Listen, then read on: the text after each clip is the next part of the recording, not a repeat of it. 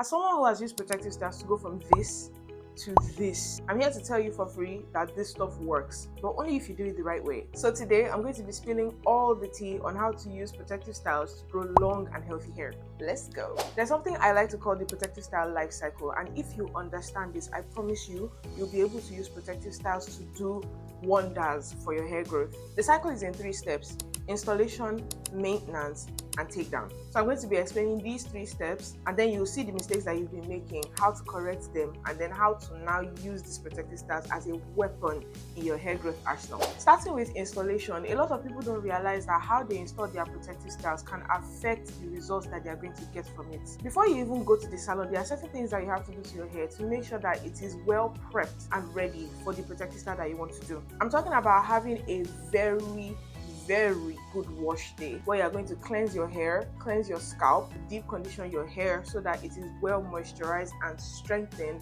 for the protective style that you're about to put it in. Then we have, of course, moisturizing your hair, because never ever work with dry hair. I'm going to sing this thing till the day I die. Use a leave-in conditioner that is very good. That leave-in conditioner that you rub in your hair and your hair will just you know what I'm saying? Then if you have higher porosity hair or hair that loses moisture particularly quickly, then you might want to follow up your leave-in conditioner with a moisturizing hair cream. When I say moisturizing hair cream, I don't mean a hair butter. All these butters where it's just a mix of shea butter and mango butter and cocoa butter and all the butters with oils, everything is just oil, no single moisture content. Please, I'm not talking about that. I'm talking about moisturizing hair creams where the first ingredient in the ingredients list is water. There are a lot of water-based hair creams out there. Pick one and use it. The reason I am biased towards water-based hair creams is because they have a moisture content. So while they are sealing in moisture from your leave-in conditioner, they are adding their own additional moisture, so the moisture in your hair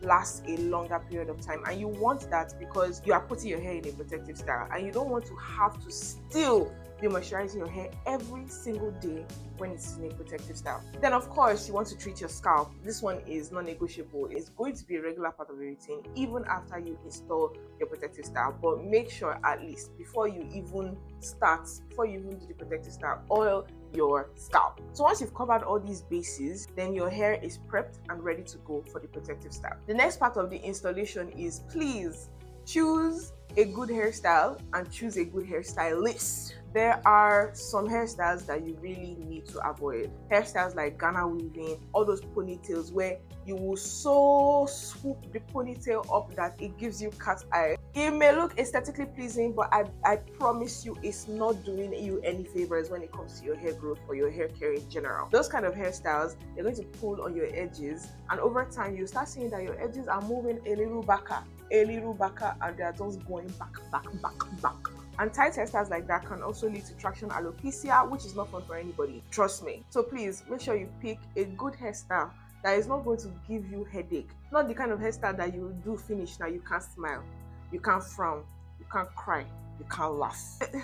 Beauty really doesn't have to be pain anymore, I promise you. Then of course there is the part of choosing a good hairstylist. There are a lot of hairstylists these days that are just, pardon my French, but they are just quack hairstylists up and down. Hairstylists that cannot touch your hair unless they use half a tub of gel, that cannot make hair neat unless they are pulling on your very last brain cell. Please avoid. Just avoid. That's the word. Have you ever been in a hairstylist chair and then they are prepping to start your hair and then they take this tub of gel or edge control and they just do like this and they put it in the back of their hand? Stand up and run, because they are going to suffocate your scalp with gel. This gel on the scalp thing, I don't know where it came from, but it needs to go back to where it's coming from. If you cannot do braids neatly without gel, without edge control, and without copious amounts of it, I think we need to revoke your hairstylist degree. Choose your hairstylist wisely and make sure that when you are installing the protective style, it's just normal. You will finish doing your hair that same day. You can go to a comedy club and laugh and you are not in pain. Just normal.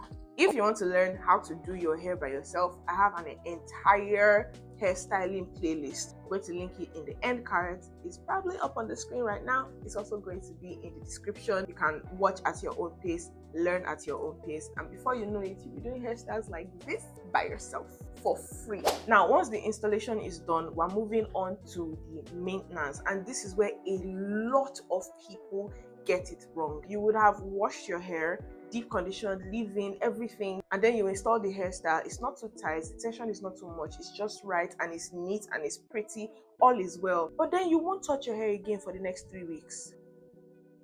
That is not supposed to happen. The moisture that you put in your hair the day you were installing your hairstyle probably didn't last more than 1 week. Moisture always finds a way to leave. It may take some time, it may be the next day, it may be the next 3 days, it may be the next 5 days, but it will leave. You are going to have to replenish moisture in your hair, and that is where maintenance comes in. Everybody is saying that protective styles is the way to grow your hair, so they would just think that simply doing the protective style is all that it takes. Once you put your hair in a protective style, it's just going to be growing. That is not how it works. At the end of the day, your hair is always growing. But if you are constantly losing hair to breakage, to damage, to friction, to over manipulation, then you're not going to see a difference in your hair length. But if you are very regular with protective styles where your hair is not being bothered too much, then you're going to retain a lot of the length that is naturally being grown by your scalp. That is how protective styles work. Now, if you put your hair in a protective style and you don't touch it for 3 weeks,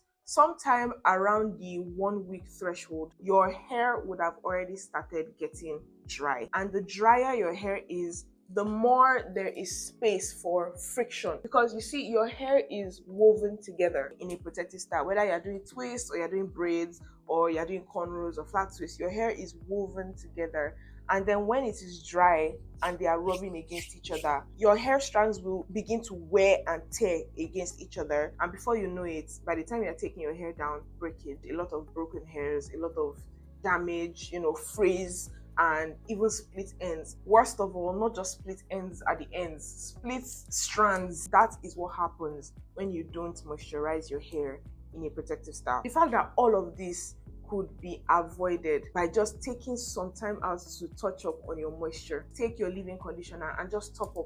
That's all. Just once in 3 days, once in 4 days. For me, once a week. Just making sure that your hair stays moisturized. Natural hair loves moisture. Your hair likes to be moisturized. Your hair likes to be soft. The good thing about a leave-in conditioner is that it is water-based, but it also has some oil components. So when you apply your leave-in conditioner to your protective style, the moisture components are going to actually moisturize your hair, while the oil components are going to provide that lubrication so that when your hair strands are interacting with each other, they are sliding off each other instead of scratching against each other. That's just really what you need from moisturizing your hair when it is in protective style. It's not a very stressful activity. All you need is a very good leave-in conditioner, and I promise you, this protective style thing is gonna work for you. Let's also not forget the maintenance of the scalp. That oil that you oil your scalp on the first day that you did your protective style is not going to last you 3 weeks. You need to keep oiling your scalp. The protective style even makes it easier because you can literally just oil along the lines of the parts. There are literally irrigation lines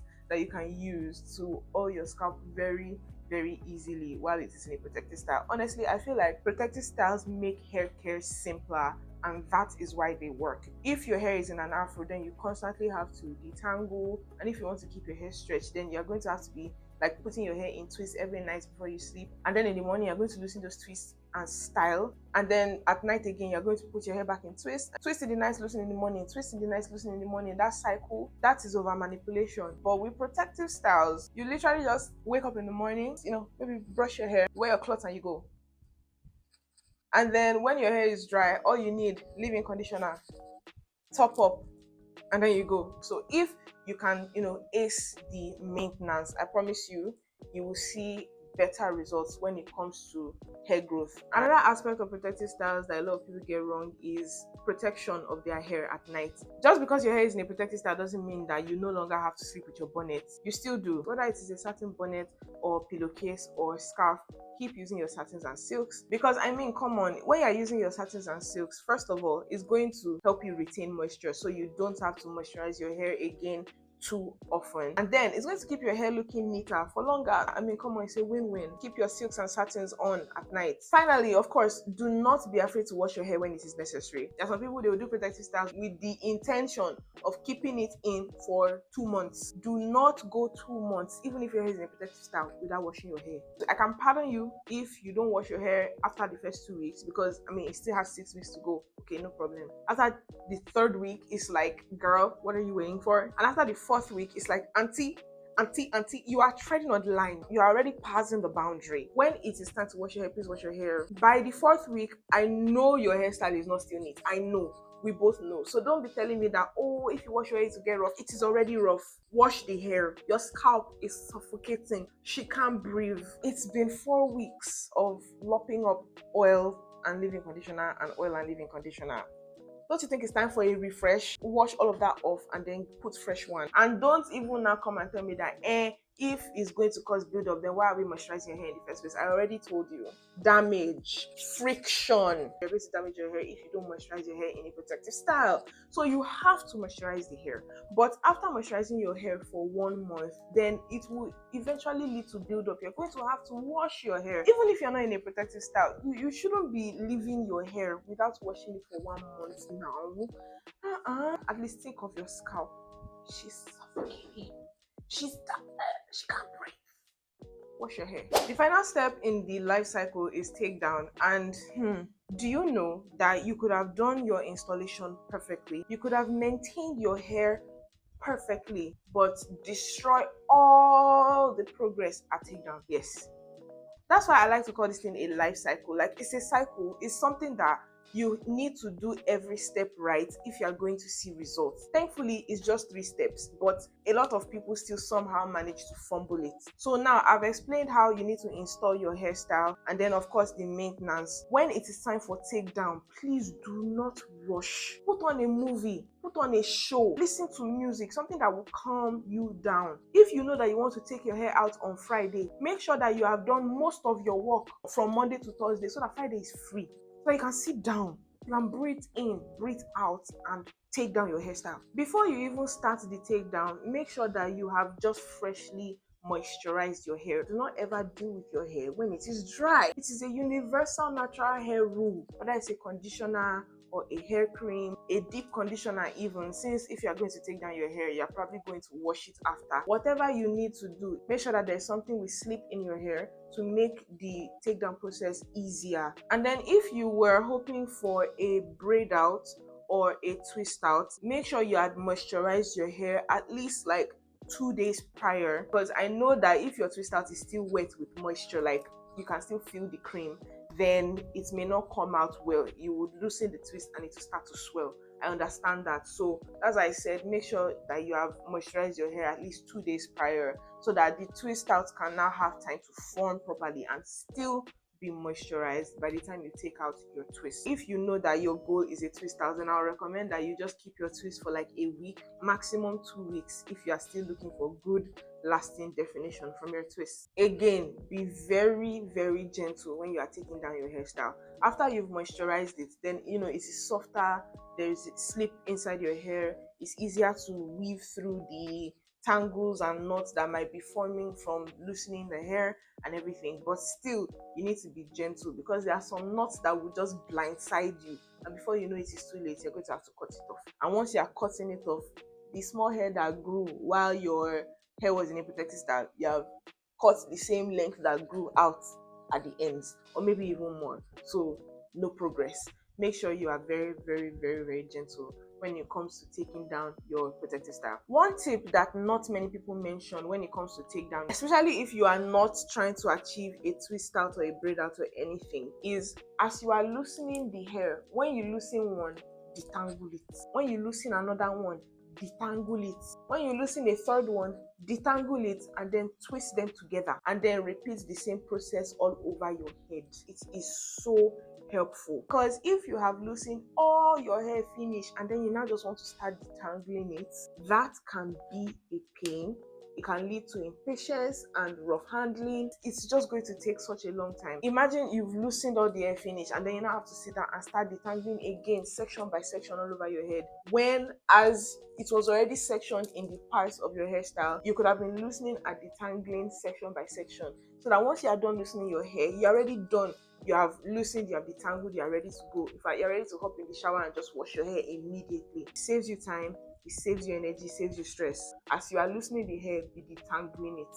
Very important tip. I just had to mention it right there. Okay, so after the takedown, of course, there is the whole post-protective style hair care. You wash your hair, do your deep conditioner. If you are due for a protein treatment, you can go ahead, do your protein treatment. Oil your scalp, do all the doings, you know? So yeah, that is the protective style life cycle, in my opinion, explained in 3 very simple steps: the installation, the maintenance, and then the takedown. Once you have these 3 things down, I promise you, you're going to start seeing some good results from your protective styles. And then before long, people will start asking you, is this your hair?